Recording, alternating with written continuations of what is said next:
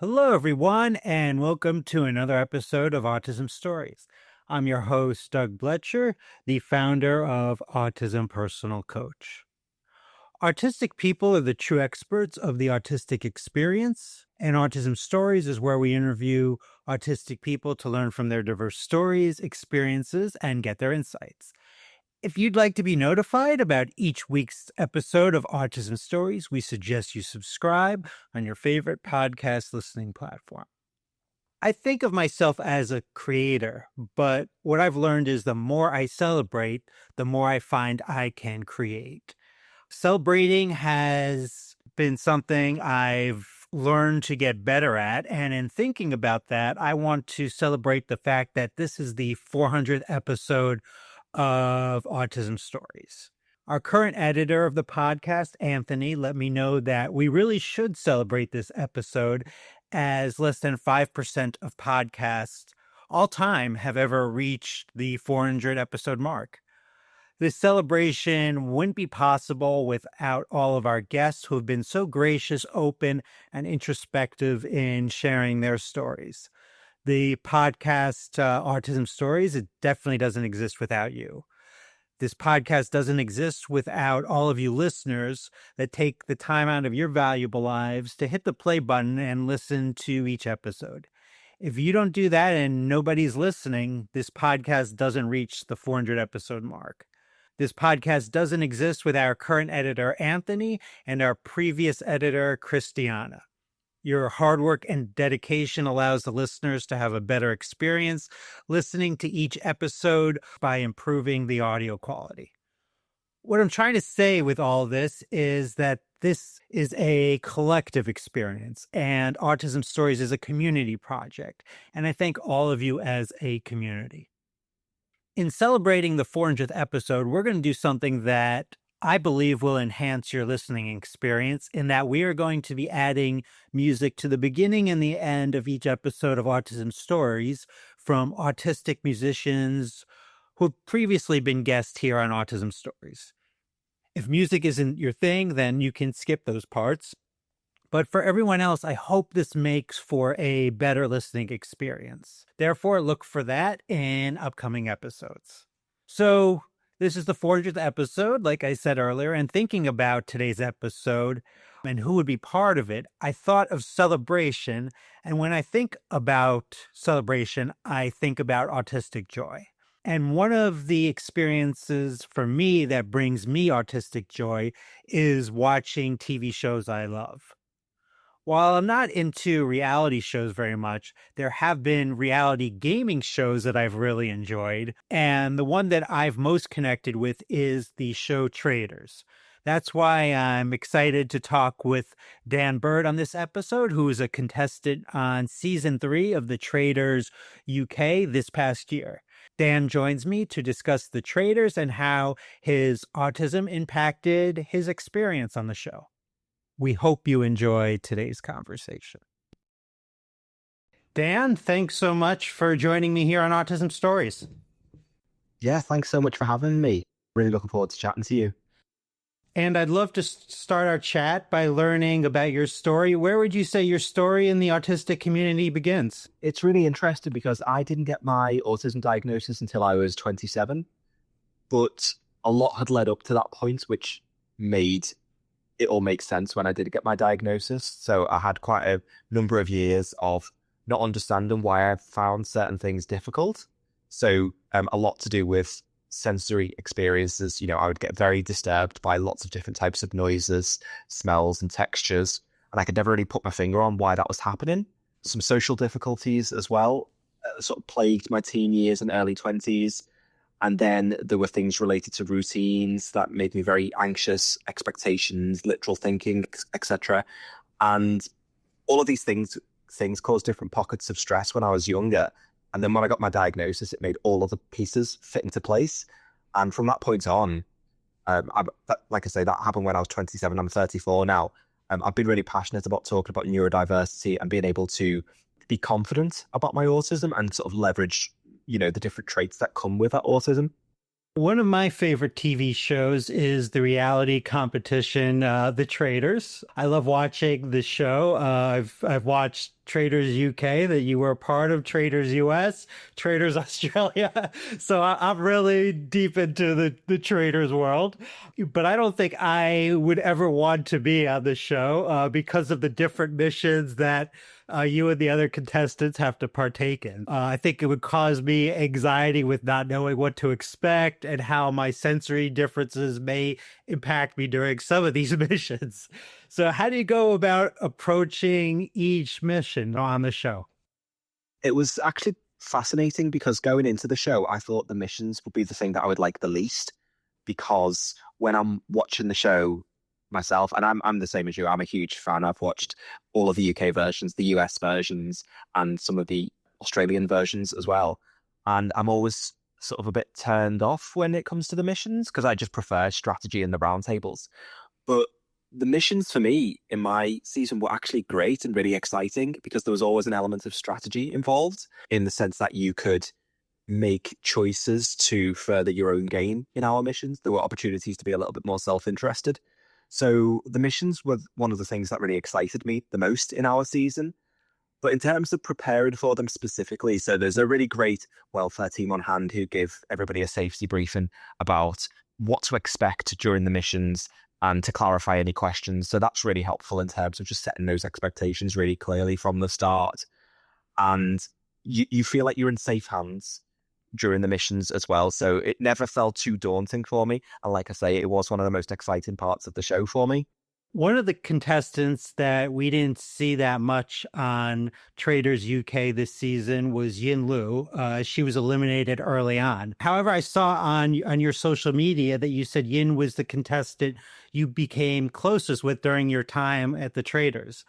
So when you think about developing connections, what are some of those most important things for you?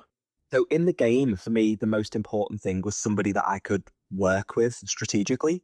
And Yin was great because on day one, I pulled her aside and I said, Yin, me and you, we're going to go all the way to the end. And we just had that bond straight away. And I could tell that she thought about the game in a somewhat similar way that I did, in the sense that, it was all game, it was all strategy. And we were able to have those intense strategy conversations straight away. So I knew that Yin was somebody that I really, really wanted to work with. And that's what attracted me to players in the game, is if I could have a strategic dialogue with that person and we could make moves together. And it was a shame that Yin went out as early as she did because I think that we could have done some damage together. Spoiler alert for those that haven't seen the newest season of Traders UK, you were selected as a faithful, but you could have been selected to be a trader on the show in this game. I was curious if you were selected to have been a trader, talking about strategy and the importance of that. What do you think your strategy would have been to make it to the end and win the show? It was interesting because going into the game, I said my strategy is not going to be that different if I'm a faithful or a traitor, because the key thing for me is making important alliances with people, regardless of what side of the fence they're on. So I wanted to have traitors as allies. I wanted to have faithfuls as allies. So it was for me, it was really important to just build up my connections, have people that I could work with, have people that I could vote with. The difficulty with being a faithful is that you just have such limited control over the whole game. You can overthink, you can think, oh, I'm making bad calls, I'm getting things wrong, I don't know, I haven't got control of my fate. And that actually can make you feel it can sort of mess with your head a little bit during the show because you don't have that level of control over what's happening in your own game. So I think if I were a traitor, I would have enjoyed it probably more because I would have had that holistic oversight of what was happening in the game while still being able to develop my connections on both sides of the faithfuls and the traitors. And you have more information, right, as a trader. Exactly. Yeah. And yeah, you can influence conversations a little bit more and ahead of time because you can premeditate, be premeditated in how you drop seeds throughout the game. And you can do that no matter whether you're a faithful or a traitor. But you also have you can take out really pivotal key players who are detrimental to your strategy as well. But again, you can also do that as a faithful if you rally the votes against that person. So there are benefits to having either role, but you just do get, like you say, that extra bit of information if you are a traitor. Now, I read if you won the show, you would have taken your winnings and traveled a lot more. So I'm just kind of curious at this point, what places have you traveled to? It's interesting because I think that my version of autism has influenced how I've traveled because two of my greatest passions are travel and reality TV. So I've been a massive fan of Survivor from the States since I was, a little boy. And seeing some of the amazing destinations on there over the years, it has influenced my travel a lot. So I've been to a lot of places visited in Survivor. So I've been to French Polynesia, Palau, Vanuatu, Thailand, Cambodia. Been to quite a lot of countries in Europe, quite a lot in Asia. I've been to Uganda in Africa, and then I've been to the States a couple of times as well. Have you ever been on any cruises? I've been on one cruise, yeah, from Miami around the Caribbean for 2 weeks when I was about 17. That was a surprise to me that I actually enjoy cruises. I never thought that would be something that would make sense for me. 100%, yeah. I don't know how I would feel about them now, but it was such a fun trip because that was my first time to the States. I mean, I only had a couple of days in Miami before the cruise started, but I was like massively wide-eyed going into that trip because I've loved country music and reality TV for years before that point, and I was like, this is the home of my favorite things. So it was great, and then the cruise itself was. I'm always really drawn to water. I just find it really therapeutic and calming. So just being surrounded by water all the time was great. I love it that you had like a schedule each day that there was a follow. I didn't have to like worry about anything. 100%. Yeah. Yeah. There was flexibility for us in terms of like you could go and eat whenever you wanted. But at the same time, it was still quite orderly, with your activities that were planned out every day. So it was good. Being on the traders in some ways seems like it's a natural extension of your life because you love to travel.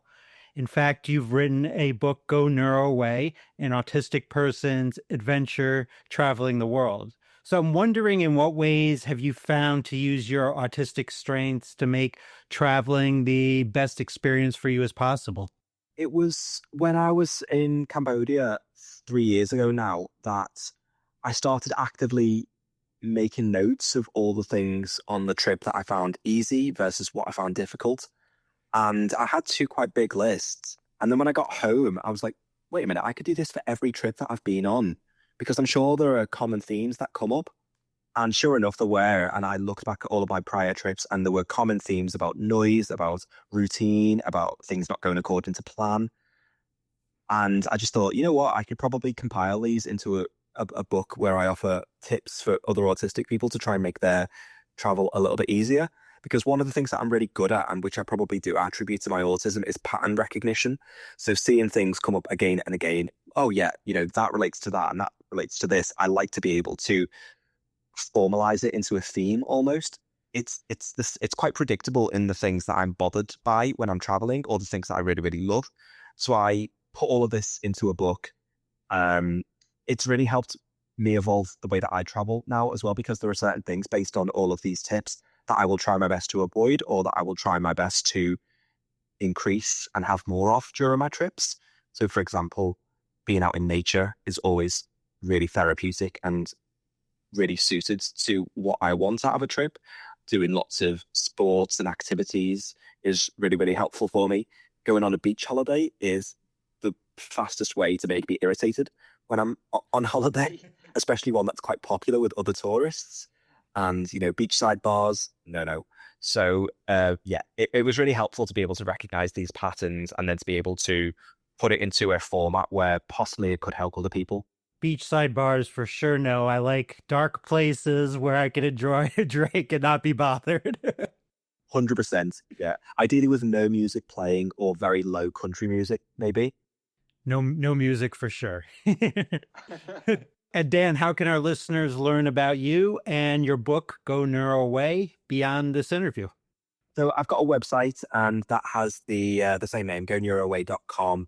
I'm also on Instagram. I've got my own personal account, and then there's a separate Go Neuroway Instagram account as well. People have asked if I'm going to write another book in future. I don't know. Not too sure about that because this one was obviously very specific to travel, and I think another book would probably just be repeating a lot of the same things that I've already said in this one. So I would possibly do another one, but related to a different topic, maybe something career linked. I'm not too sure. But yeah, that's how you can find me. Well, Dan, it was wonderful to get a chance to talk with you. I was rooting for you on the Traders, and unfortunately, didn't go the way we both wanted. But I guess that's the way it goes Didn't go to sometimes. plan. Exactly. Yeah. No, thank you so much. I've really enjoyed this too. Thanks so much to Dan for the conversation. To learn more about Dan and the Traders, please check out the link in the podcast description for this episode. We always love hearing from you and would especially love to hear from you relating to this episode regarding if you have any favorite reality shows.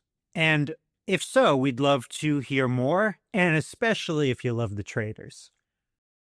Did you know Autism Personal Coach provides neurodiversity affirming support by autistics for autistics? We empower autistic adults and teens to be the best version of their authentic selves through customized life coaching and community groups. We also support parents and partners of autistic people by providing insights and guidance to bridge communication gaps and nurture mutual understanding. So please visit autismpersonalcoach.com to begin your experience of judgment-free coaching rooted in empathy, expertise, and respect for autistic identity. Until next time, I'm Doug Bletcher of Autism Personal Coach. Talk to you then.